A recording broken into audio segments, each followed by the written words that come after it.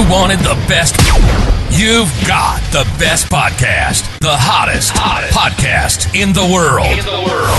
The Chris Voss Show, the preeminent podcast with guests so smart you may experience serious brain bleed. The CEOs, authors, thought leaders, visionaries, and motivators. Get ready. Strap yourself in. Keep your hands, arms, and legs inside the vehicle at all times, because you're about to go on a monster education roller coaster with your brain. Now, here's your host, Chris Voss. Hi, folks. Chris Voss here from thechrisvossshow.com.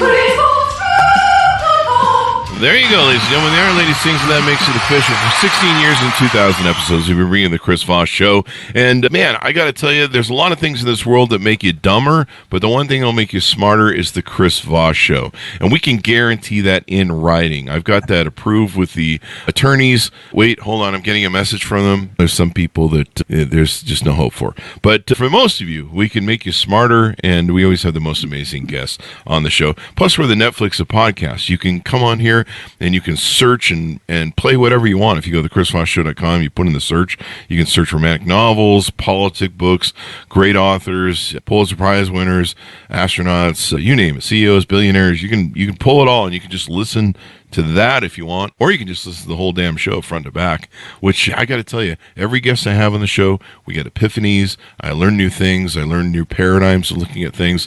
So if you're missing all that, you're losing out. So stop it. For the show to your family, friends, and relatives, go to goodreads.com/Chris Voss, linkedin.com/Chris Voss, Chris Voss 1 on the TikTokity, and Chris Voss on Facebook.com. We have an amazing young man on the show with us today. We have Dr. Fred, or otherwise known as Fred Moss, and otherwise known as the Undoctor. There you go. That's the undoctor is the one I like to have for my proctologist exam. Dr. Fred Moss is a mental health advocate, psychiatrist, serving in many capacities, keynote speaker, psychiatry expert witness, podcaster, mental health coach, and teacher. He has a desire to help people to be real and heard, and has been the driving force leading him to multiple settings and roles as a psychiatrist over the years, and compelling him to continue to look for better, more effective ways to provide the highest quality care to align people with their most authentic self to deliver into an eagerly awaiting world. He's the amazing creator of Welcome to Humanity, the True Voice Course, Healing the Healer, and Global Madness, which is what we were going to name the Chris Voss Show, but we went with the Chris Voss Show. But Global Madness and Carnage, I think, was the original podcast name we had for it. He's also the author of a couple books. His latest we'll be talking about is called Find Your True Voice for Leaders, Coaches, Consultants who are ready to make a real impact. 10 insights to finally get your message heard. Welcome to the show, Dr. Fred. How are you? Yeah, I'm really great. Thanks for having me, Chris. I'm really looking forward to today's conversation. Thank you very much. We're looking forward to it as well, and it's an honor to have you. Give us your .coms. Where do people need to find you on the interwebs? Yeah, the best place to find me is the main place where you can find really what I'm up to is at drfred360.com. That's a pretty cool website that shows all the podcasts that I've been on. It gives you access to the PDFs of my books. It has some lead magnets. It has a button for the discovery calls and all sorts of fun stuff over there, that I've done over time, and some freebies, and a fun place to see all the places that I've been and all the things that I'm up to day by day. Ah, there you go. There you go. All the good stuff. So give us a 30,000 overview of your book, Find Your True Voice. So Find Your True Voice is really something, most of us have really learned over time to not be speaking our real self. A lot of us have learned how to pretend to be someone that we're not, in order to protect the person that we are, right? Mm. And we all know that. We learned that in elementary school, basically. It wasn't, although that was a place we maybe were going to learn how to communicate. Instead, we learned how to do what other people wanted us to do more than what we knew we wanted to say or how we wanted to communicate.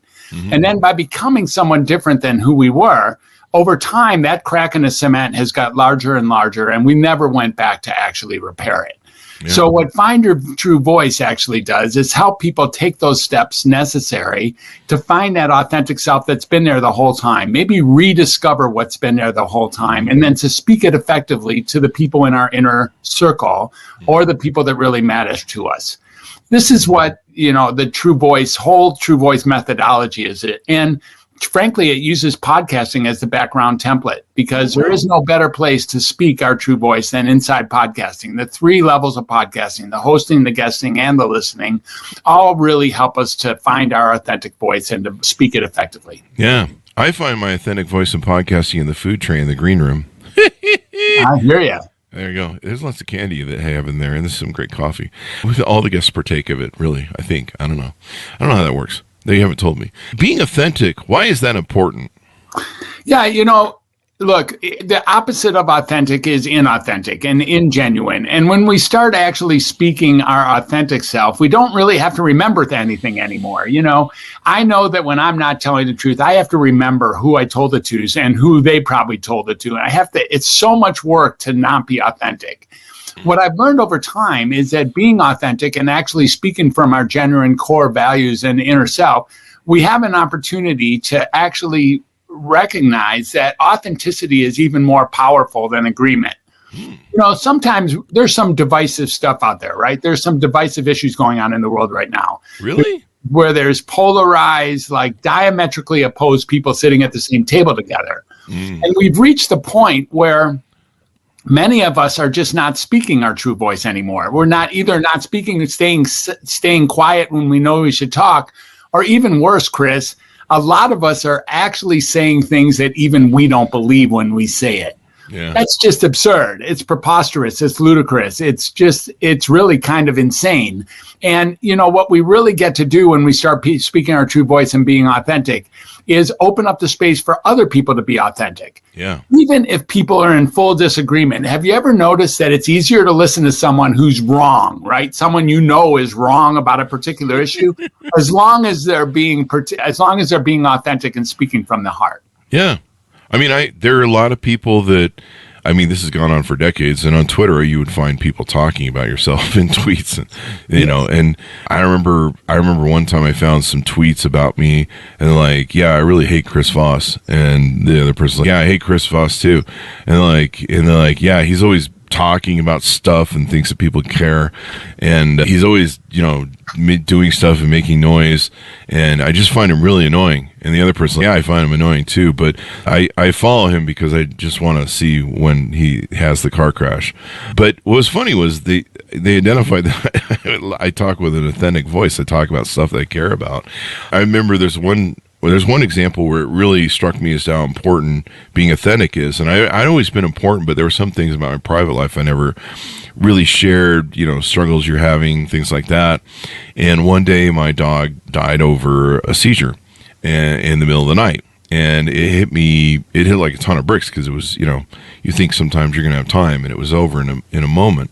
Yeah. And so I came home from the emergency room, poured myself a large bottle of vodka, and poured out what I was feeling onto a Facebook post. And after writing it, I sat there for about 45 minutes going, I don't really want to share this. This is, in this case, too authentic, too real, who cares what I feel? And it's just too personal and stuff. And it's kind of selfish, really. I'm like, boohoo, this is kind of me being a selfish sort of pose me. And I didn't understand how much of a difference that post would make and how it would resonate. And so finally I had enough vodka that I was ready to go to bed, and I was probably trying to drink myself so I didn't wake up the next morning. And I hit post on the post, and it's probably one of the most remembered posts I've ever done. People still remember it from 2014.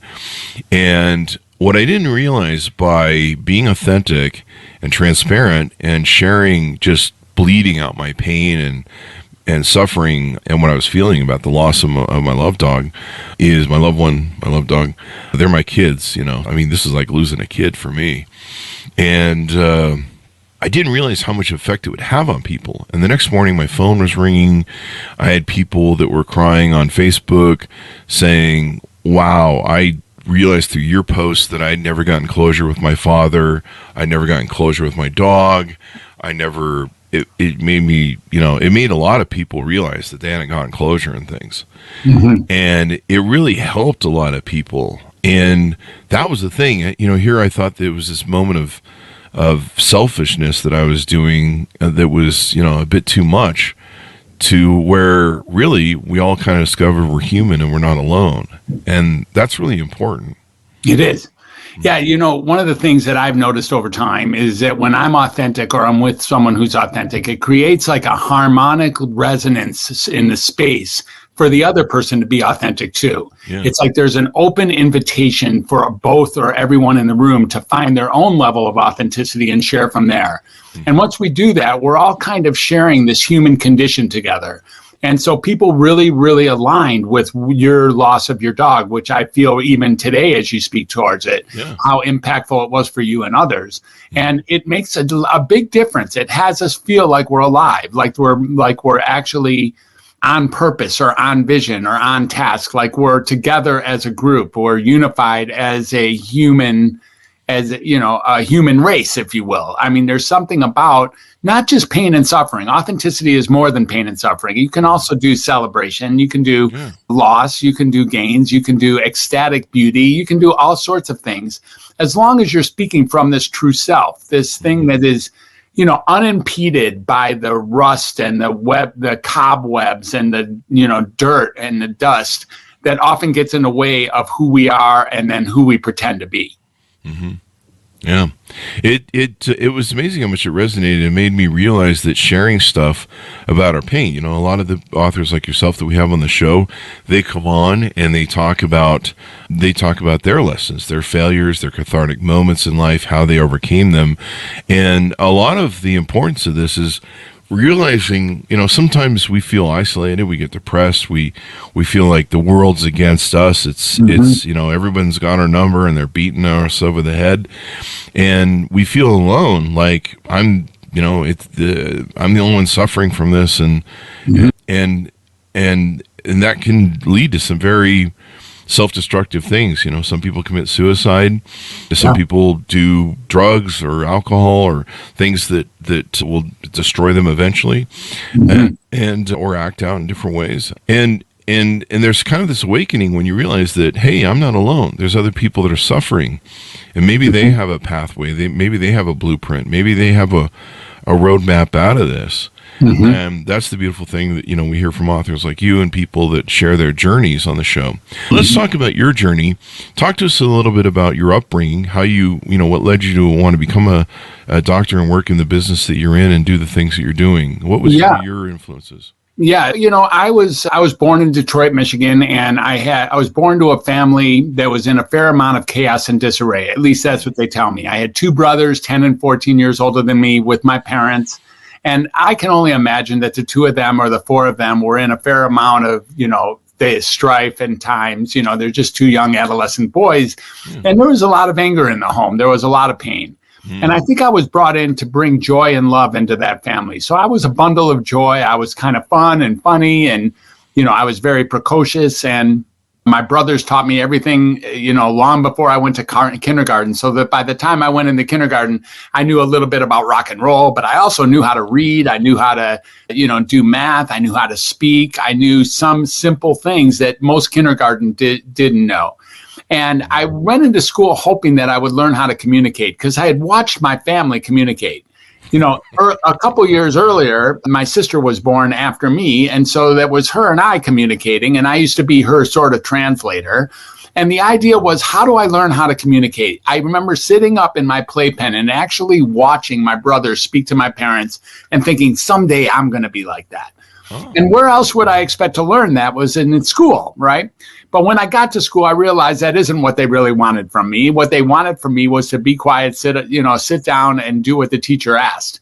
And although no elementary school teacher ever forgot having Fred as a student, for sure, because I spoke a bunch as a child, it isn't where I learned how to communicate. And I just kept on wanting to learn.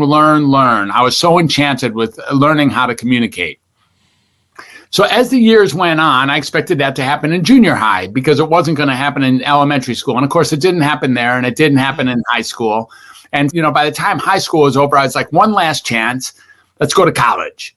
And, since it was only 40 minutes away down the road and they had really cool helmets, I decided that I'd go to the University of Michigan. And that's where I went. And I started there and worked there for, played and worked in Ann Arbor for a year and a half, and then decided school wasn't for me. And I left and got on a Greyhound bus and went to Berkeley, California, so I could actually find myself.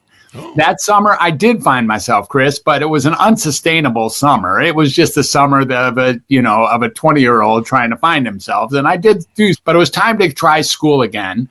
My parents convinced me to come back to school and learn this new industry that has just coming out. You might have heard of it. They said it had a future. It was called computers. Oh, yeah. It's still coming. Thing. It's a thing now. Yeah. Yeah. And so I went back to school to learn computers. And the only real computer in all of Michigan was at the University of Michigan. So there's where I went. It was a 2-acre facility, and we had punch cards and batch jobs and all that. And I did what I could to learn Fortran and COBOL and put in these work there in the computer office. But that wasn't going to be me either. So I dropped out one more time. This time I came home and told my parents, I'm never going back to university ever. And they were like, okay, Fred, no problem, but you got to get a job. So they got me a job, and the job, that's what parents are like that. They just, yeah.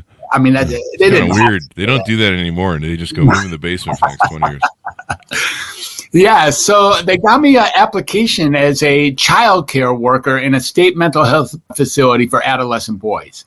And there I was finally able to learn how to communicate. These kids were like 6 or 7 years younger than me, and I was getting, paid to actually communicate and connect with these children. Mm-hmm. And they weren't really children. They were almost my peers, right? They were just a bit younger than me. Mm-hmm. And I loved communicating. I loved being a child care worker. In fact, that was 1980. And in 44 years since then, I'd like to think that I'm really just a glorified child care worker who's picked up a bunch of degrees and a bunch of accolades and accomplishments in the meantime. Okay. Because what I really wanted to do was effectively get that communication is where healing comes from. There I was with these kids, and as soon as we would connect, as soon as I would treat them as another human being and be very curious about them, healing would take place. Not only for them, for me, for everyone, that resonating thing we were just talking about. Mm-hmm. It was so wonderful. And the thing I hated about that job, and I love the shift, I love the people I worked with, I love the kids. The thing I didn't was psychiatry, believe it or not. I was like, man, these psychiatrists are just silly. We would call them when Timmy was up too late or Jimmy and Johnny got in a fight, and they'd come down from the call room. They'd interview the kid for 3 seconds. They'd interview us for 7 seconds. Then they'd go into the nursing station, write some noise inside of a chart. Then we'd have to go retrieve the kid, hold them down in the quiet room, and jam them full of some, antipsychotic cocktail injection. Oh, wow. Right? So that's Fridays around here. Dude, that is every day still in all the hospitals around this country, many hospitals around this country. This is still going on. Let's not fool ourselves. This isn't ancient news. This is today's news. Yeah. And it was happening. And I was like, this is crazy and barbaric. And us childcare workers had a chance of getting hurt too, frequently. And I did get hurt a couple times. And it was like, that isn't how the future should go in psychiatry. I'm going to go in and actually bring communication into the psychiatric field. My brother had already become a psychiatrist. He was 14 years older than me. And so I knew there was a pathway. So back to school I went to finish my undergraduate degree and then apply to medical school with the sole purpose of eventually becoming a psychiatrist, coming through medical school, getting my residency, getting my child and adolescent fellowship. And there I was being spat out into the psychiatric world. What I didn't predict was that Prozac had been invented in the meantime. And Prozac changed the world. It changed the world. Most people who weren't around at that time don't understand the impact that Prozac made. It was an impact just as large as some of the other stuff that's happening right now. Yeah. Prozac was on the cover of Newsweek all by itself. It was on the cover of Time all by itself the next week. The idea was that Prozac was going to be washed into the water systems of Los Angeles and New York because it was thought to be the new panacea. And it changed everything about mental health. The idea was if you were uncomfortable, that meant there was something wrong with you. Mm-hmm. And that this pill could fix that. So biological psychiatry and chemical imbalance were words that got created at that time. Yeah. So when I got spat out of the program, I was now a diagnostician. I became by typecast necessity, I became a psychopharmacology, expert, someone who could make the decisions that psychiatrists make. Mm-hmm. Over the next 30 years, you already know this, if I ask you what's the difference between a psychiatrist and a psychologist, more than likely you'll have one thing that you say, which is, oh, psychiatrists, they're the ones who prescribe medicine. Yeah. Right? That was the last reason I went into the field. That was the last thing I wanted to do, but I became really, really good at it. And over the next 20 years or 15, 20, and now over 30 years, my heart broke every time that I would write a prescription. I had soul sacrifice. I had massive, massive heartaches about the whole thing. Yeah. And there I was, people counting on me to make diagnoses and call people wrong and bad and afflicted and defective and sick and ill and mentally ill and all those things. I was like, not really, but I hear you. Mm-hmm. And in 2006, I made a big change. And this is what led to who I am now. At about that year, I decided I would do something that at the time was considered brash and bold. And I took a bunch of my lower risk patients off their medicine. I know, dude. Yeah. I know, it's like wild stuff, right? Wow. It's funny that we think taking people off medicine is more dangerous than putting them on medicine, which is also a whole hilarious idea, by the way. Yeah. But that's what I did. And guess what happened? They got better, way better, reliably better. And in most cases, actually lost the diagnosis that brought them to my office in the first place. Wow. Now, when I learned that, what I really learned is that these medicines and these diagnoses often, actually induce, at least perpetuate or increase the symptoms they're marketed to treat. Really? Wow. Yeah, that's what I learned. And I learned it on a regular basis. And I wanted to get up on those mountaintops and just scream it. If there would have been such thing as podcasts at the time, I would have done it from a podcast. You need to know that this stuff is working backwards, that the horse and the cart have been, have been reversed. But that wasn't a good way to bring this news to the public. Being violent about it and screaming it from the mountaintops is not a way to get people to hear you. Yeah. So I had to learn how to really wash that down. And, I even have quit medicine on a number of occasions because I could no longer be aligned with what was being asked of me. Mm-hmm. But I washed it down and got to the point where I could be conversational about it. Even today, as I speak to it, there's a fair amount of pain and suffering and duplicity involved in who I've been for my life. Mm-hmm. But over time, I again was at the space where let's bring communication and connection to the heart of all healing. Let's realize which is when you connect with another person, it's more potent than any medicine that's ever been created by anybody. Yeah. And I began to really be an advocate for that level of human connection. So since 2008, the 2 years later, I ended up sort of unfolding my practice because my patients got better and left. And I started doing work around the country as a traveling psychiatrist and then around the world.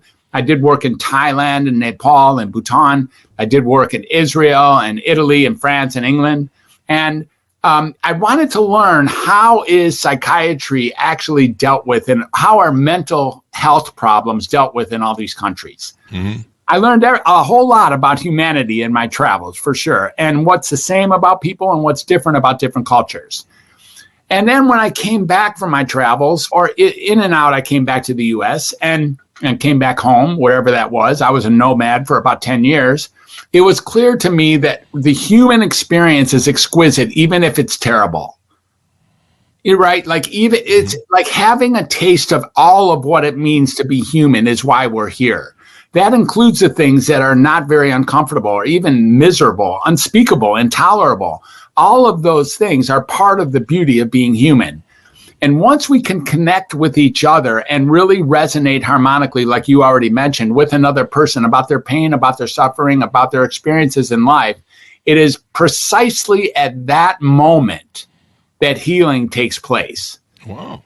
Now, Welcome to Humanity got born from that thought. Welcome to Humanity as a brand got born. It became, self-evident to me. Seriously, there is very few things that happen to life where the answer might not be welcome to humanity. It's okay. It's like that's what fits in almost all of our experiences.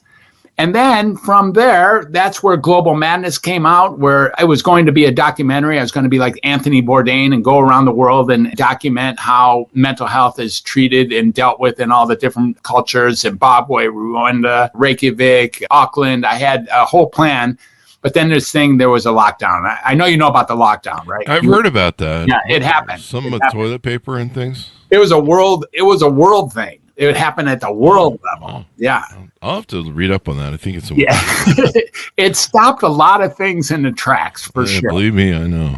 And I no longer was able to pursue Global Madness as a documentary, but I still would love to do that, to be honest. If you want to help me, well, let's go do it. We could have a lot of fun. Well, we were going to name the podcast Global Madness, too. That was another title. You said that already. That's kind of cool. Was that different than the first one? I forgot the first joke reference I did on that, but maybe it's close. Global Madness is a great name, and I had it, and it was globalmadness.com and all. It was important. Yeah. And then I got to really understand over time, again, it's not the medicines that are the problems. Medicines, after all, they're just a thing. They're not human. They don't make decisions. They're not the issues.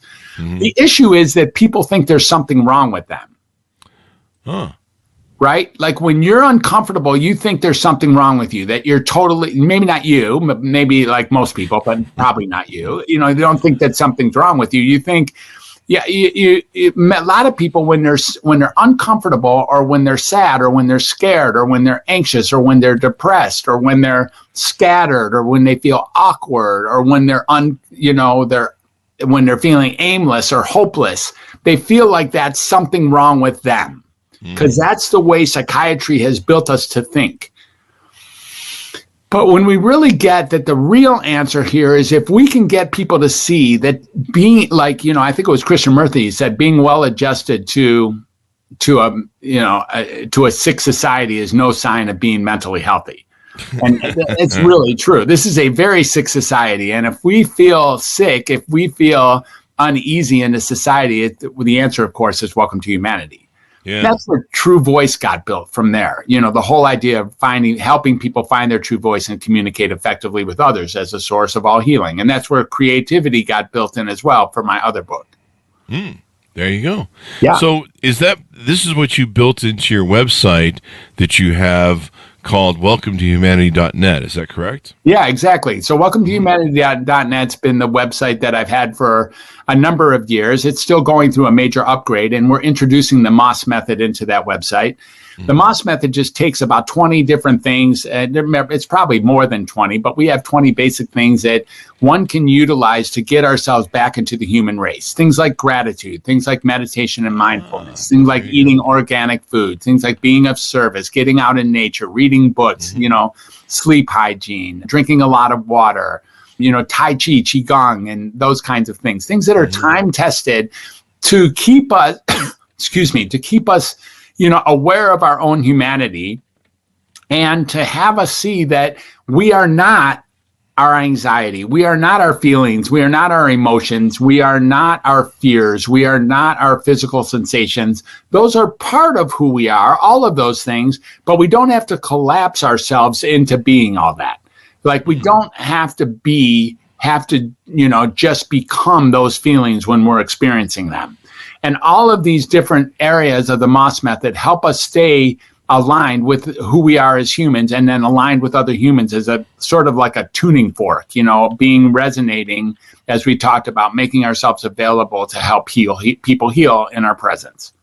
There you go. Interacting with other people really helps because there's the dopamine and what's the other thing? The dopamine and the oxytocin, serotonin in the brain.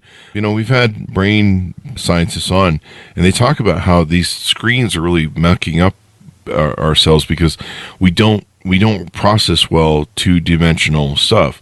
We process being in front of another human being, seeing their body language and information being given to us, and the way we collect that data and the oxytocin and all that stuff, dopamine and things like that go on through the interaction with humans, and we need that. That's part of our living being. And, exactly. So many people are cut off. I was talking to somebody, giving counsel to somebody yesterday who said they were suffering from depression, and I gave him my gratitude skills that I use. And I'm like, if you feel you're depressed, you feel you're overwhelmed, start practicing gratitude every morning. Wake up and, count your assets, count what you have, That's the first step of the Moss method, by the way. I'm glad you're aligned. Is it really? Yep. I didn't even know Number one is that. gratitude. I just found that the hard way. I think maybe Eckhart Tolle maybe turned me on to some of that. But I even do every Sunday is gratitude Sunday. So I try and focus on that day on things that are important to me and valuing them. And the rest of the day I do value them all. But the rest of the week, never mind. That joke just flopped. It did. It was a good effort. It did all right. It had good intentions, but sometimes they cannot be winners. People. When you're a big star like you can blow up jokes like that. That's what we do. Sometimes we do it on purpose, just for fun. So yeah, finding gratitude is really important. Now, you bill yourself as the undoctor, and it sounds like from the conversation we've had this so far, this is why you are the undoctor, and so you're basically helping people undoctor their mental illness. Exactly. Yeah, that's what we're talking about. So when we get to the edge of where I just was, you can see that it's really not the medicines that are the problem, right? It's this idea that people come to me and they want to be confirmed that there's something wrong with them. In fact, Chris, it turns out that psychiatry is very unique in the medical field, because if you tell somebody that they're okay, they get really pissed. I know a hypochondriac that's in my family that used to go to doctors, and if they were told that they didn't have anything wrong with them, even though they're suffering, they would go get a second opinion. Exactly. That's exactly what's here. It's so true with psychiatry, too. People come in, they tell me there's something wrong with them, and I try to convince them that maybe there's nothing wrong with them, and they just think that I'm wrong. And then they go next door and get their diagnosis and get loaded up on medicine. And by the way, when you get loaded up on medicine, you will have something wrong with you now, promise. There you go. Now I have, you see the medicines nowadays when they list off the warnings and then and the risks, and then half the time you need one medicine to counteract the side effects of the other medicine. More than half the time. Yeah. But what about those people on Facebook and social media and Twitter that I see? It seems like there's some people that need to be chemically regulated. I think what you have to get here inside of the chemically regulatable people, the people out there who are very, very clearly imbalanced, is that most of them are actually doing things that leave them in balance. And some of them, many of them, might be taking psychiatric medicines. And as we already talked about, once you think there's something wrong with you, then there is. And once you think there's something wrong with you and you start taking medicine, now you actually do have a chemical imbalance, right? Because that's what the medicines do. They imbalance your chemicals. That's what we all know, that they do that. And they have us for a moment feel like there's something that we're better. Now, I want to make it very clear, since you got a big show here and you got a lot of listeners, and there's probably people who are still on the show even right now, this late in the show, let's make it very clear that there are some people who are very happy with their diagnosis, very happy with their treatment, very happy with their medications, wouldn't trade it for the world, think that they're at the top of the game with all the treatment they're getting, and they wouldn't want to trade it, and then they think that I'm wrong. You know what I say to them? Please continue doing exactly what you're doing. If you have found something, you found a way to be empowered, you've found something that works in your life at that level, you have to keep doing it. Because life doesn't have a lot of places that leave you that assured that you're doing the right thing. But if you're sure you're doing the right thing, your medicines are working for you, your treatment's working for you, your diagnosis is working for you, you've never had it better and you wouldn't trade it for the world, please keep doing that. This conversation is not for them, right? It's like, okay, listen and be curious, but you don't have to crucify me. Instead, this conversation is for the hundreds of millions of people who are feeling misdiagnosed, underdiagnosed, overdiagnosed, overmedicated, undermedicated, mismedicated, whatever they are. This group knows that what I'm saying is actually an issue. Yeah. This group is very, very curious about how to go through mental health issues, what have been determined to be mental health issues, without being thrown off their horse in the meantime. And this is what I'm talking about. The undoctor is someone who chooses, with the help of the client or the customer, or some people still call them patients, chooses to undiagnose and then unmedicate, because if you don't have a diagnosis, you don't need to be fixed. And then upon unmedicating, giving alternative ways, like we talked about in the Moss method, and then, like you said, undoctrinating people. So undiagnosing, unmedicating, and then undoctrinating people is the whole theme behind being the undoctor. That's There you go. Yep. When I was in my 20s, when I started my first company and I started a second company, I went through massive ADHD. And I'd had ADHD and probably a compulsive disorder before that when my teens were growing up. But it really made it worse. And I was going through basically a panic attack every day where my chest would seize up, my stomach would seize up, and basically my heart would just probably be squeezed. Pounding through your chest. Yeah. Yeah. And I would get angry over absolutely nothing. And then I would get so stressed I would basically want to go take a nap. Yeah. I'd have to go sleep for 10 minutes, and then it just became a repetitive cycle. And I knew that there was a problem when I was having road rage and I was thinking about buying a gun for the car. And I'm like, I think I need help. I think the difference between two choices of buying a gun for the car, because I keep making road rage scenarios, pissing people off and flipping people off. I think the gun isn't the right way to go. I think maybe it's time to seek help. And so I went and saw the drug psychologist. Is it a psychologist that does the drugs? Psychiatrist that does the drugs. I gone into an Instacare and they'd put me on some heavy elephant tranquilizers and Zoloft. And they said, go see this guy. So I went and saw that guy, and he explained to me, the difference in psychiatry between the one who gives you drugs and advice.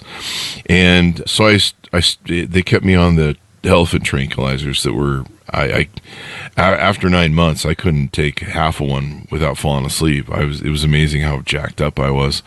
And the Zoloft too. But I only took it for 6 to 9 months. And what I had to start doing was, he told me that what I was taking was highly addictive, and I was really concerned about that. And so I said, I need to figure out what's triggering this. And so I started listening to my body once they got the Zoloft dialed in, and I could see what the real world looked like again when they finally got me on Zoloft, the right dial in. And so then I had to start deconstructing what was going on with my body. I'd feel my stomach seize first, so I'd have to learn to know, okay, my stomach's seizing, I need to calm down, I need to back away from wherever I'm at, because if I don't, this chain reacts. And then I started to look at my triggers and what was going on, and so I basically weaned myself off the tranquilizers and the Zoloft over 9 months. I slowly kept taking it down, but I knew where reality was, and I knew how I used to be. So if I ever started losing pace again, and there's been one other time in my life where I went through some massive depression where I got back on Zoloft because I couldn't figure out what was going on. But my intent was, and realizing that, hey, I need to wean my stuff off this. I can't, I've got to figure out what's going on. And I did that both times, and it kind of helped me get back into reality. But staying on it long term was not in my interest. Yeah. Yeah, they do serve a purpose, but they frequently do cause more problems than we really pay attention to. Mm-hmm. So yes, they can really blunt depression, or they can blunt anxiety, or they can blunt, sort of outrageous impulsive behavior, or sometimes they can blunt our mood swings or our scattered nature when it comes to ADHD. Yes, but they also blunt all of life. Yeah. And so you end up losing a whole lot of what else is going on in life. You live going through life in kind of a straitjacket, or in the world of some of these medicines, you're set free, but you're set too free, and you start speaking way too much, or you start getting yourself into way too many disinhibited situations. Yeah. And then, the downside is when the medicine, you could say when they wear off later in the day, or you could say it's just an effect of the medicine, is that the opposite also happens. And upon discontinuation, and you already know this because you've had your own discontinuation on at least a couple of occasions, you get a spike of the symptoms the drug is marketed to treat. Mm-hmm. And when you get that spike, you're pretty sure that's you coming back because you stopped taking the medicine. So it couldn't be the medicine anymore. So that's you coming back, and the symptoms are louder and larger than they were even when you started the medicine. And the only thing you can think of is, this didn't used to happen when I was taking the medicine. I don't like taking the medicine, but the only way to get back to my real self, or to get some kind of relief here, would be to restart the medicine one more time. Yeah. And, that cycle that you're talking about is, although it felt unique for you, like you said, you feel very alone, like you're the only person going through this. This is something that tens of millions, if not hundreds of millions of people can associate and and resonate with as your experience, because that's really the experience of the psychiatric medication world. Yep. And we listen to our doctors. We do. We think that our doctors actually know, and that doctors can really help us feel better, and that we know that when we take these medicines or when we give these medicines to patients, they're going to get better. But most doctors haven't taken those medicines even once in their life, and they wouldn't dare, because they know better than to take it when, for themselves, or to even in most cases feed it to their children or their spouses or friends. Because these medicines are very powerful and frequently cause much more problems, inducing, increasing, perpetuating, and sometimes actually causing the symptoms that they're marketed to treat. Yeah. I know some of my friends on Zoloft or Prozac, they get reduced sexual interest. For sure. Almost 100% of the time. Even though it's said to be 10%, it's much closer to 80, 90, 100% to that. And sometimes you feel dulled. You just feel blunted is the word they use. Yeah. Whatever out of it. I eventually came out of that. At first I felt people will fight it. They feel like they've slowed down, but technically you're just operating reality. But rounding out to the end of the show, how can people onboard with you and get involved with what you're doing at the different sites and your book and the Humanity site? Yeah, so the cool place to go, I said, is drfred360.com. And from there, your listeners can have a free discovery call.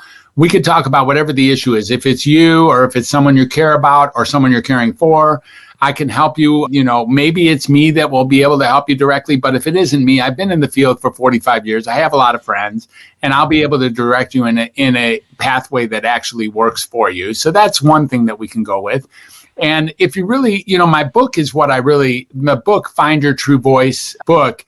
You can find that at findyourtruevoicebook.com, and I'll, give it away for free with just the cost of shipping and handling at this point. Or you can come in and take a couple of my courses. I have a couple courses I'm very proud of. The True Voice course, where you can find that at truevoicecourse.com, is a course where you can really use this theory, the whole template of podcasting to, it has 6 modules and 18 lessons and 54 prompts and a 72-page workbook. It's a big deal. This course was really fun to create. And you get access to me and the rest of the group who's taking the course while you're in it. You learn a lot about really getting to that core self of ours. It's really fun to get authentic, right? It's really, really fun to get it so you don't have to stammer and stumble and remember and, actually trip over the words that you're saying that you don't even agree with. Henry David Thoreau said, "The mass of men go through life in quiet desperation and go to their grave with their song still in them." That's like the saddest thing that happens to all humans. You get through life and no one ever knew you. Yeah. What the hell is that? That just sounds so despondent. Sounds like and that's what we do. It's really what we do. And we sort of choose to do that day after day because we're afraid to step into that core self. We're afraid, like you were on the day when your dog died, afraid that, hey, who am I to think that anyone cares? Maybe I'll be dismissed. Maybe I'll be misunderstood. Maybe I'll cause more damage. Yeah. But finding our true voice is such a beautiful thing. And you start really being able to be authentic with other people because, frankly, pretending to be someone that you are, someone pretending to be someone in order to someone who you're not in order to protect the person you are doesn't work. Mm-hmm. You're still going to get dismissed. You're still going to have haters. Even it's just not going to be for you. It's going to be for this person you're pretending to be. So I really invite people, no matter what you're doing, is to, whether you contact me or not, I'm here to talk to you. I'm here and we can talk about many different ways, including, corporations that might be interested in getting help for their staff or having a workshop designed for them. I certainly know how to do that and can be glad to do that. But no matter what goes on in your life, if your listeners can hear that taking a bite into the authentic self is where real magic is, and then resonating harmonically with the people in your inner circle is where healing and love emanates from. And there's nothing more potent that's ever been created in a laboratory that brings that kind of magic forward then I think we will have come a long way in making a difference in this conversation, Chris. There you go. This is awesome. This is great data because, I mean, that's how I got off the drugs is just figuring out what was going on with me and listening to my body. And I certainly didn't want to be, the tranquilizers they had me on from the moment I walked into the Instacare and from there on out, I slowly weeded myself off. And there was 2 pills, I think, a day I would take or twice a day. And they would bring me back to normal because I was so jacked up. They would bring me back to a normal human being where I could function. I wasn't like the giant asshole of the world. And I remember slowly weaning myself off those to where I would cut the pills down and I would get them down to, I finally got down to 1.5 and 1 and half of 1 and then finally down to 0. And, because he told me they were really addictive and I don't know what they were, but let me put it this way. By the time I retrained my body down after 9 months, if I took a half one of those pills, it would knock me out and I'd go to sleep for hours. That's how powerful those things were. But that's how jacked up I was too. I was like, how did I take 2 of these and not die? Like, I take a half one now and I'm falling asleep. But getting off of those pills, you see the stuff we have now with opioids and all that stuff. Give people your final.coms as we go out and tell people how they get on board with you. Yeah, drfred360.com is a way that you can find me and hit the button there for a discovery call. If you want to look at my website, it's at welcometohumanity.net. And there you can see a lot of things that we also have done over the years, including like the testimonials and the podcasts and the courses and different ways to get a hold of me and different programs that we're designing. And then I buzz around Facebook. I think I'm on a Facebook Live right now if I'm streaming to my crowd. And I also hang out on LinkedIn. I like LinkedIn more than any of the other sites. And but a little bit on Insta and X, but generally we're really talking about LinkedIn primarily, Facebook secondarily, and I'd stay away from most of the other sites. There you go. Dr. Fred, it's been wonderful to have you on the show. Thank you for coming on. It's been great, Chris. Thanks for having me on. Really beautiful. There you go. Thanks so much for tuning in. Go to goodreads.com/Chris Voss, LinkedIn.com/Chris Voss, Chris Voss, one of the TikTokity, and all those crazy places. You can pick up his book free at his website, findyourtruevoicebook.com. It's Find Your True Voice. You just pay the shipping there, and you can get a copy of it. Thanks very much for tuning in. Be good to each other. Stay safe. We'll see you guys next time.